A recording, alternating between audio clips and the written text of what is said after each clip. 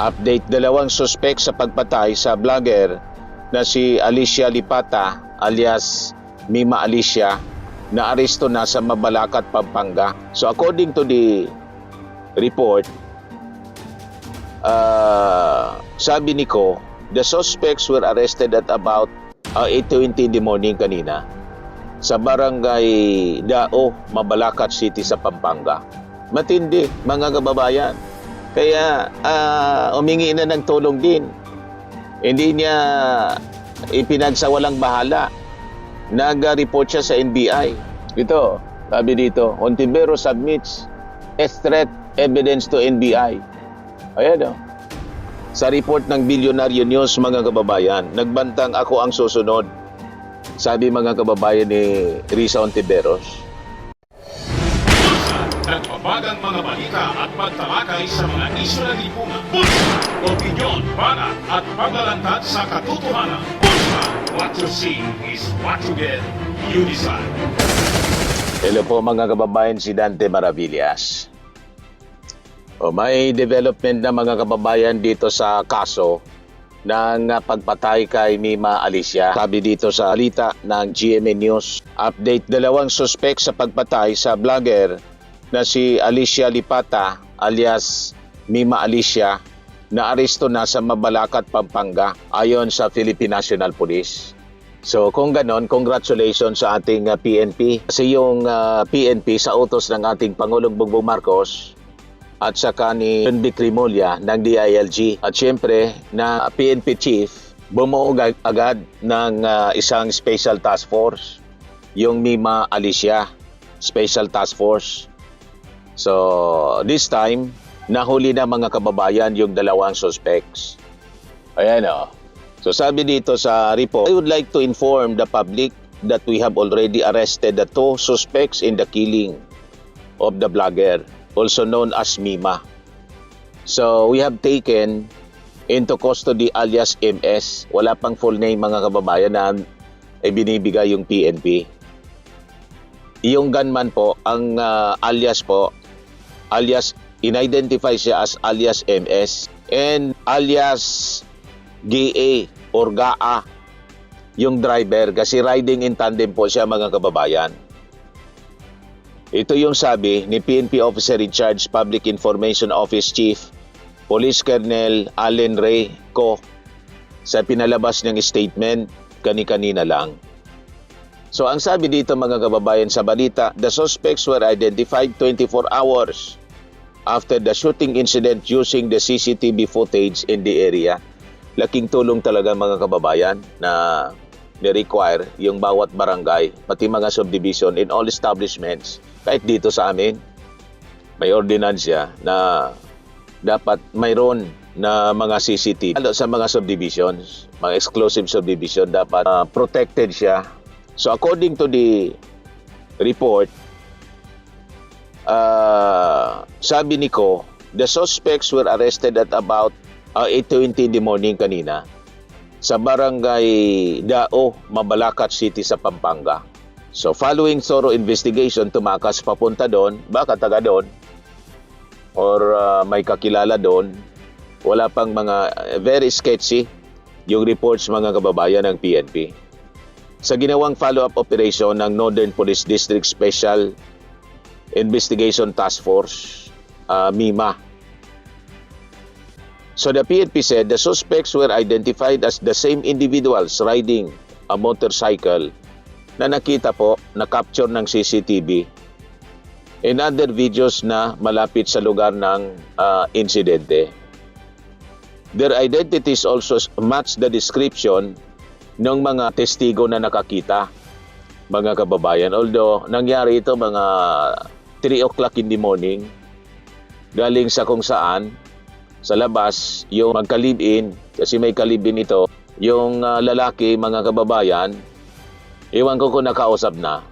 So the PNP clarified that the investigation continues despite the arrest of the suspects. Ayon kay Ko, they have information that other individuals may be involved in the planning and execution of the killing of the vlogger. So ibig sabihin, may nag-utos, may nagbayad dito mga kababayan sa mga assassin, sa killer. He added that they are also looking into whether the motive was political, personal grudge, or both. Lipata was shot by assailants outside their home in Caloocan City noong July 17. Yung kanyang live-in partner was also wounded during the attack. The blogger was known for her political commentary, openly supporting President Ferdinand Marcos Jr. and criticizing Vice President Sara Duterte and her allies.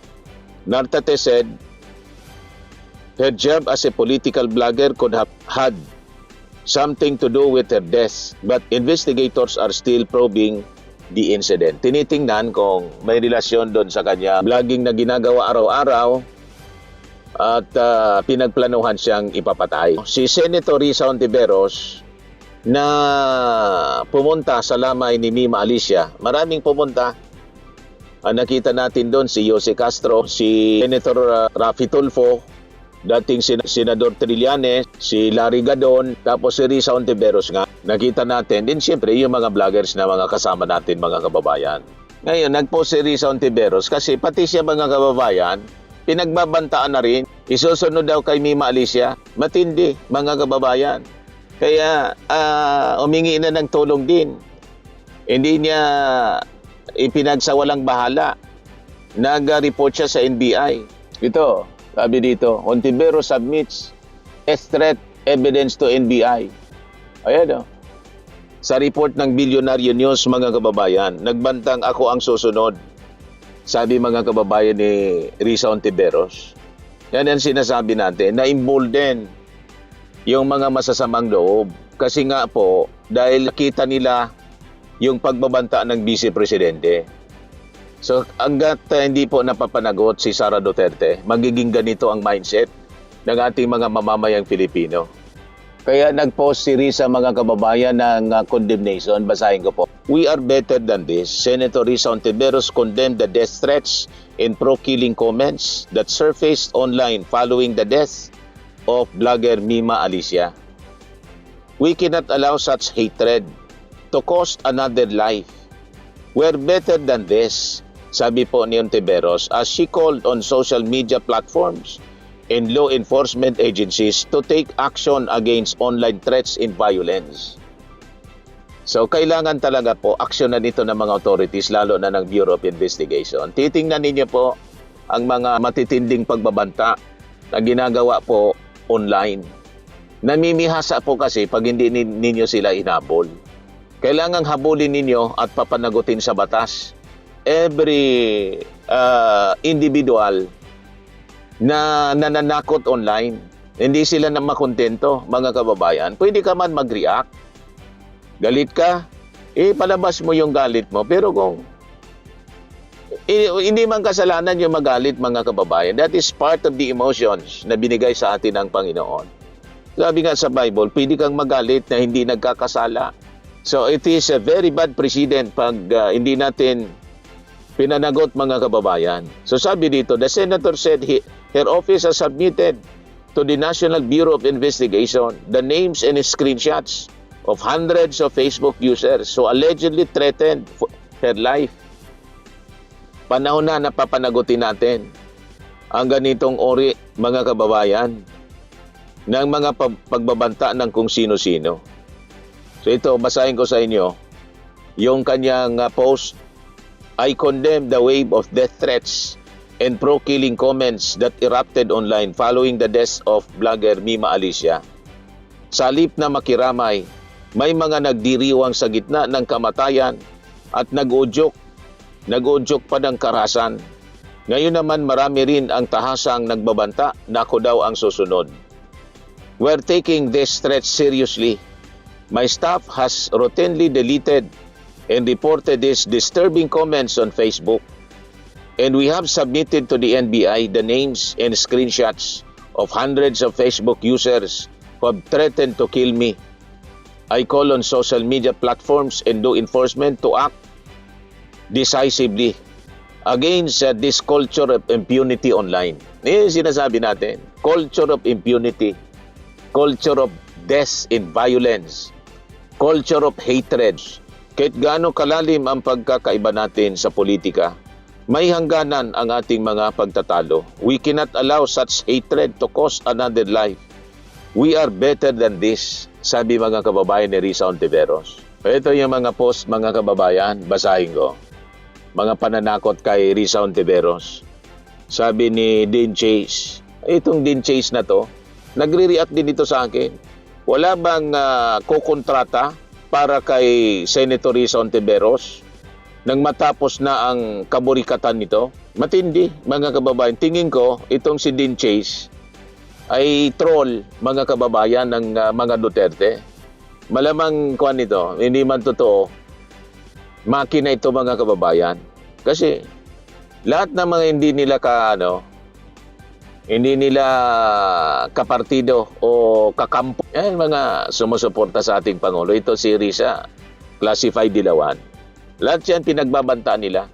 Princess Aning, Diyos ko, si nanay, niya ka pa talaga ang taong may dahilan kung bakit namatay anak niya. Sabi ni Eiko Chio Poro, piki yung picture po, ang profile pic. Kawawa naman siya kung sino naman ang bumaril sa kanya. Kung sino man ang bumaril sa kanya, maraming salamat po. Ganon na po. Walang hiya yung mga tao ngayon. Makahayop, kademonyo, mga kababayan ng mga tao ngayon. Talagang para ng mga halimaw, para ng mga sinapian ng jablo ang pag-ugali ng mga tao ngayon. So anyway, maraming salamat kay Risa Ontiveros kasi siya na po yung nangunguna ngayon para habulin itong mga mahilig magbanta sa social media. Ayan man lang po yung ating short video ngayon. Ako po si Dante Maravillas. Bye-bye po. God bless. Swimming and lifting cream, pinapahid po sa mga pulses in affected area. Mainam po sa paninigas ng mga kaso-kasuan. Ito naman po, Automax Radiant Serum. Sa mukha naman yung application, anti-aging po siya. You will look 10 years younger than your age. Sa mga cancer patients naman po, baka lang gusto ninyo itong itry. Neng siya red mixed fruit drink. Hindi mo po siya gamot, food supplement siya. Kaya lang, gawa siya mga kababayan sa goji berry. Yung goji berry may anti-cancer properties. O ngayon, yung mga inquiries ninyo, dumiritso na lang kayo sa aming messenger sa Facebook para masagot namin agad. Ayos pa? Ayos na ayos niya, Mr. Maravilla. Sa mga nagana po ng malinis and spacious fitness gym, pumunta lang po kayo sa aming Colossal Fitness Gym. May Grab car rental din po kami. But anyway, ito po pala yung aming bagong product na binibenta online. I am worldwide amazing pure organic barley powdered drink mix from Australia. Negosyo to ng aking anak na architect entrepreneur Riz Maravillas. Ayan po. Kontakin na lang po ninyo siya, Riz Maravillas on Facebook. Ang mga health benefits niya, boost immunity, improves digestion, enhance energy levels, packed with antioxidants, prevent cancer. Ito naman po yung bago naming product na binibenta online. Eye Glow Serum, whitening po siya. Tingnan ninyo yung epekto sa aking anak na architect before and now. Yung mga inquiries po ninyo, dumiretso na lang kayo sa kanyang Facebook account, Riz Maravillas.